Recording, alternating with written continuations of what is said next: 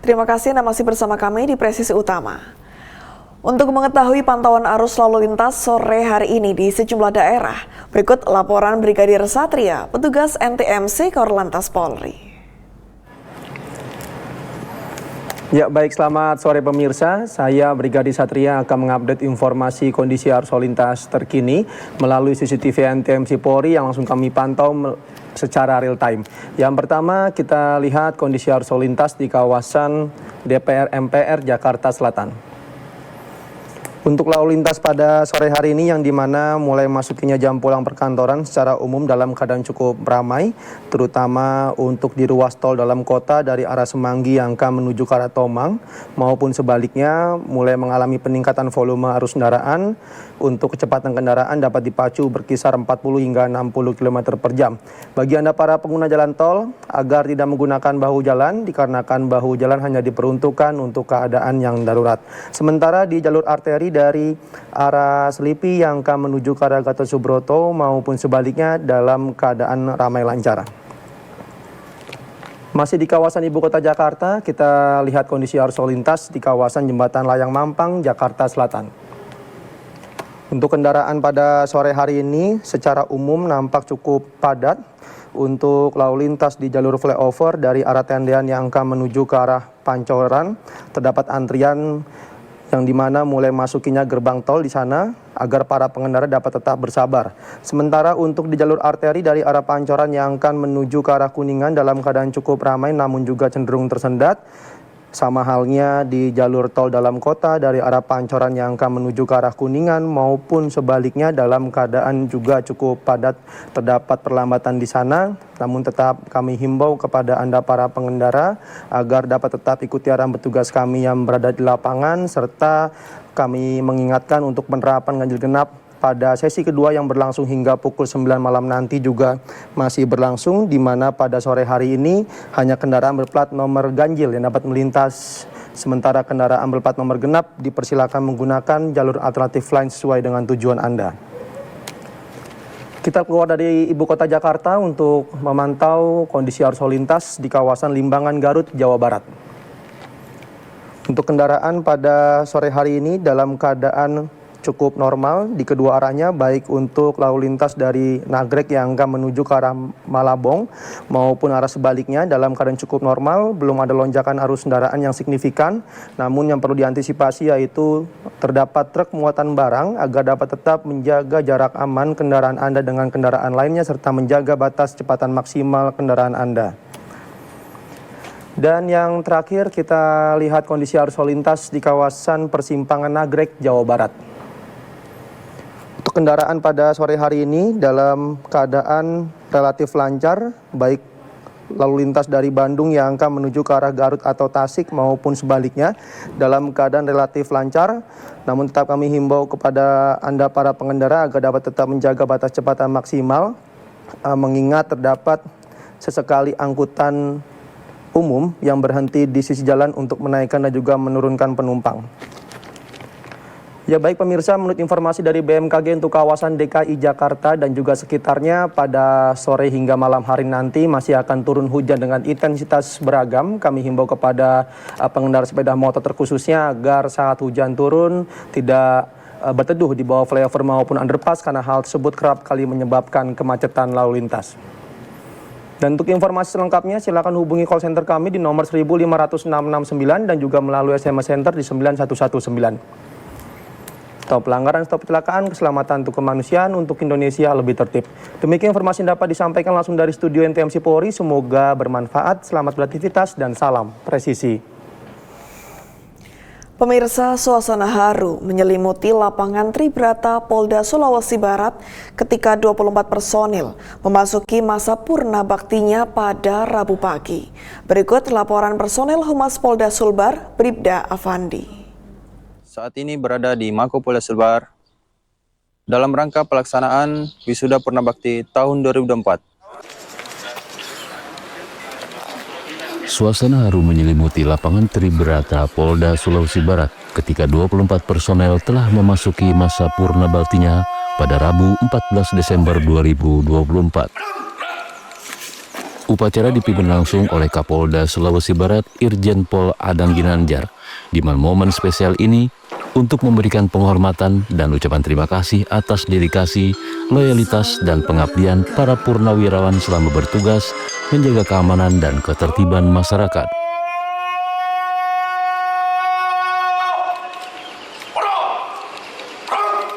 Kapolda Sulawesi Barat Irjen Pol Adang Ginanjar mengatakan, wisuda Purna Bakti ini bukan hanya sekadar seremonial, melainkan bentuk apresiasi tulus dari institusi Polri kepada para personelnya yang telah melewati perjalanan dan pengabdian panjang dengan penuh kesetiaan dan pengorbanan.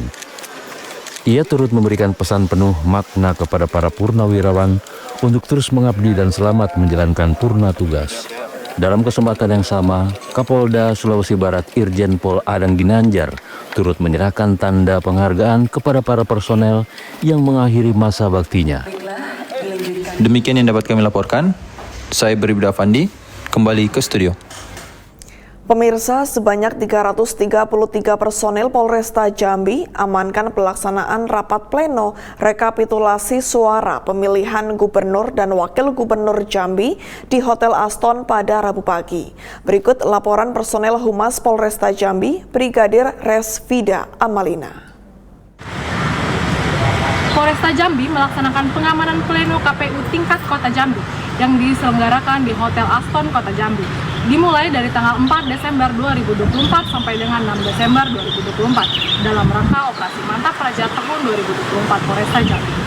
Pada kegiatan ini, Polresta Jambi menurunkan 333 personil yang dipimpin oleh Kapolresta Jambi melalui Kabak Ops Polresta Jambi, Kompol Army Septiansah, Eskom MH.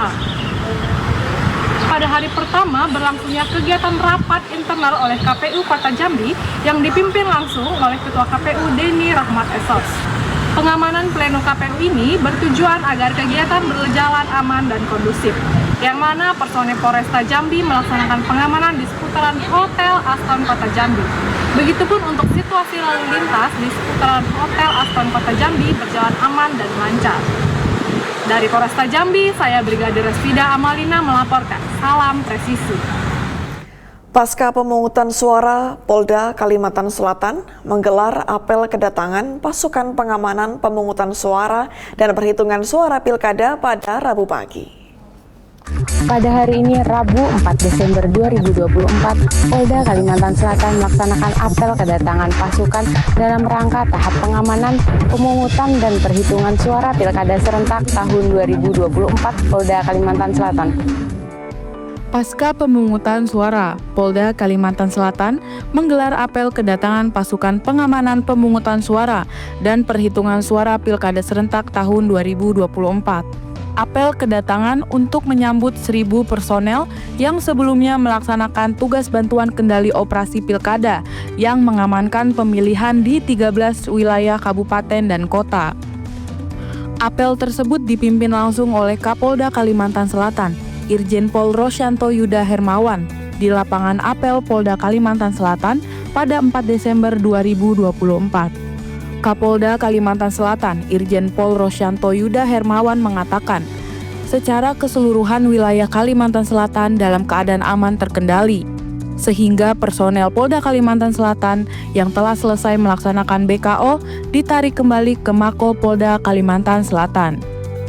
Ia berharap pasca proses pemungutan suara Pilkada 2024 yang berjalan aman, tertib, dan lancar, menciptakan kondisi di wilayah Kalimantan Selatan terjaga dengan baik dan kondusif.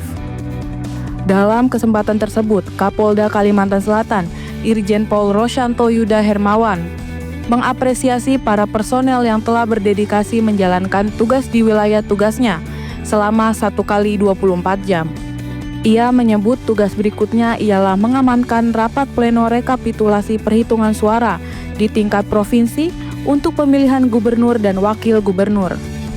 Dari Humas Polda Kalimantan Selatan melaporkan untuk Polri TV.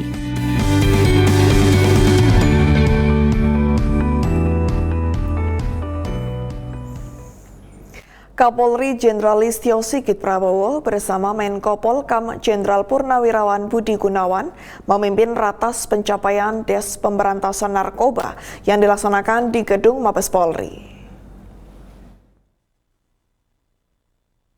Bertempat di ruang Pusdasis Tama Ops Mabes Polri, Kapolri Jenderal Listio Sigit Prabowo dan Menko Polhukam Jenderal Purnawirawan Budi Gunawan pada Kamis 5 Desember 2024 memimpin rapat terbatas tingkat menteri terkait pencapaian Des Pemberantasan Narkoba. Ratas dihadiri Menteri Imigrasi dan Pemasyarakatan, Jenderal Polisi Kehormatan Purnawirawan Agus Andrianto, Mensesnek Prasetyo Hadi, dan Jaksa Agung Burhanuddin. Rapat terbatas juga diikuti beberapa pejabat utama Mabes Polri, para Menteri Kabinet Merah Putih, dan para perwakilan kementerian lembaga membahas tentang pencapaian kinerja Des Pemberantasan Narkoba.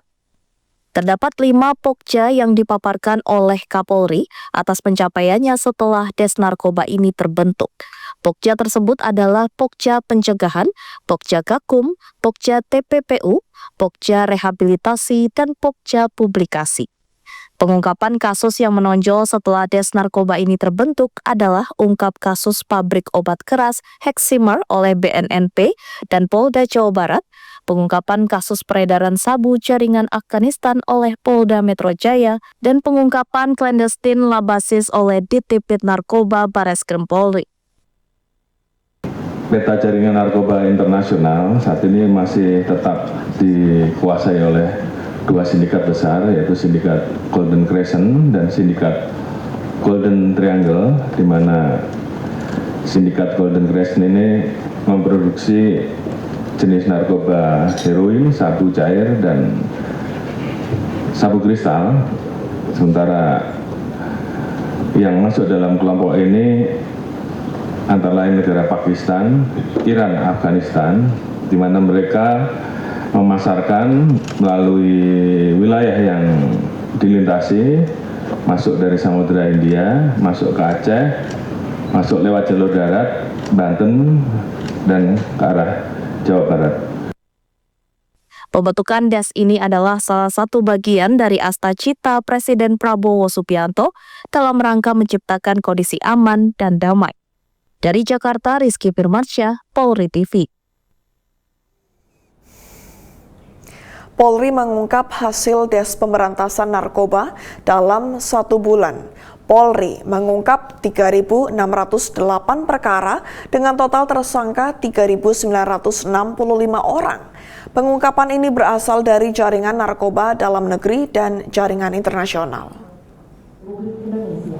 Kepada yang terhormat, usai pembentukan Des Pengungkapan Narkoba oleh Menteri Koordinator Bidang Politik dan Keamanan, Polri berhasil mengungkap tindak pidana narkoba sejak 4 November hingga 4 Desember 2024 dengan total kasus 3.608.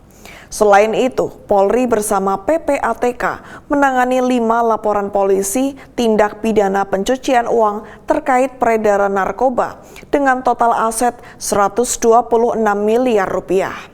Sementara barang bukti yang diamankan berasal dari berbagai jenis narkoba hingga uang hasil TPPU.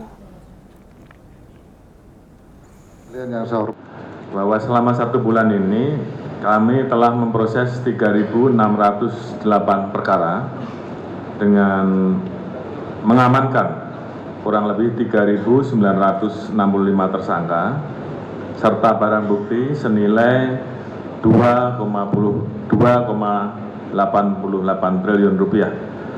Terdiri dari sabu 1,19 ton, ganja 1,19 ton, obat keras 2.200.000 butir lebih, Happy Five kurang lebih 1.163.000, ekstasi 370.868 butir, hasis 132 kg, tembakau gorila 12.576 gram, kokain 251,3 dan gram, ketamin 194 gram.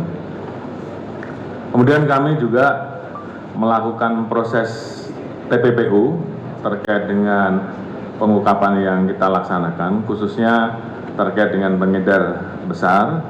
Ada 5 laporan polisi yang saat ini kita proses dengan tindak pidana pencucian uang Dan sampai saat ini total aset yang bisa kita amankan sekitar 126,84 miliar. Dan proses ini masih terus berlangsung untuk memastikan seluruh yang terafiliasi dengan proses pencucian uang tersebut bisa kami amankan. Divisi Hukum Polri menggelar kegiatan Lokakarya yang mengusung tema reformasi dan arah pembaharuan penegakan hukum internal Polri yang berkeadilan dalam penyelesaian pelanggaran disiplin dan kode etik profesi Polri. Lokakarya ini digelar di salah satu hotel di kawasan Jakarta Utara dan diikuti oleh seluruh Kabitkum di seluruh Polda jajaran. Divisi Hukum Polri menggelar kegiatan Lokakarya yang dibuka secara resmi pada Kamis, 5 Desember 2024 oleh Kadifkum Polri Irjen Pol Victor Theodorus Sihombing di salah satu hotel di kawasan Jakarta Utara. Lokakarya ini digelar untuk meningkatkan pengetahuan dan pemahaman hukum dalam rangka membangun persamaan persepsi dan penafsiran dalam penyelesaian pelanggaran disiplin dalam kode etik profesi Polri. Dalam sambutannya, Irjen Pol Victor mengatakan, disiplin dan kode etik profesi Polri merupakan pondasi utama bagi setiap anggota Polri dalam meningkatkan semangat dalam melakukan tugas-tugasnya di kepolisian.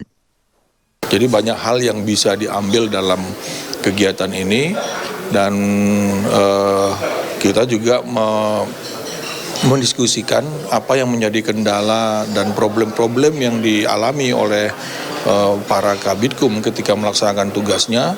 Kemudian wadah ini dijadikan diskusi sehingga nanti mereka mempunyai satu jawaban dan pedoman untuk nanti bisa diterapkan dalam implementasi berikutnya di wilayah. Harapannya tentunya semua peserta sudah bisa mengambil hasil daripada diskusi, kemudian bisa menerapkannya dalam pelaksanaan kegiatan di lapangan. Dan kegiatan seperti ini harusnya tidak berhenti hanya di sini aja ya.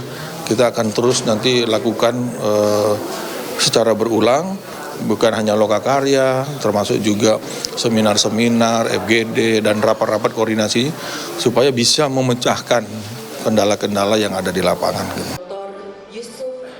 Lokakarya Divisi Hukum Polri ini diselenggarakan dengan metode diskusi panel dan diskusi interaktif dengan mengundang 4 narasumber. Di antaranya yaitu ada dari Hakim Mahkamah Agung Yodi Martono Wahyunadi, Pakar Hukum Albert Aries, Komisioner Kompolnas Yusuf Warshim, dan Karawap Prof Div Propam Polri Brigjen Pol Agus Wijayanto. Tak hanya itu, kegiatan ini juga dihadiri oleh Kabitkum di seluruh Polda jajaran dan peserta lainnya yang mengikuti secara luring dan daring. Dari Jakarta, Ica Tanasya, Irfan Juni, Polri TV.